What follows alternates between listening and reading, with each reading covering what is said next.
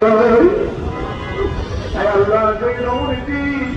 যে ব্যক্তিটি নিজের জীবনের সমস্ত সুখ ত্যাগ করে বাংলাদেশের মানুষের জন্য নিজের জীবনের সব কিছু বিলীন করে দিয়েছে। স্বামী হারিয়েছেন, কোনো সন্তান হারিয়েছেন, সন্তানটি আল্লাহ ষড়যন্ত্রের শিকার হয়ে প্রবাসে অবস্থান করতে তারপরেও সবকিছু হারানোর পরেও দেশের মানুষকে যে ব্যক্তিটি ভুলে যায় যে ব্যক্তিটি অন্যের কাছে আপোষ করে নাই, আল্লাহ লক্ষ কোটি কোটি মানুষের কল্যাণের জন্য নিরাপত্তার জন্য নিজের জীবন বিসর্জন দিয়েছে। আমাদের সেই মা গণতন্ত্রের নেত্রী বেগম খালেদা ভারতীয় ভক্তি করে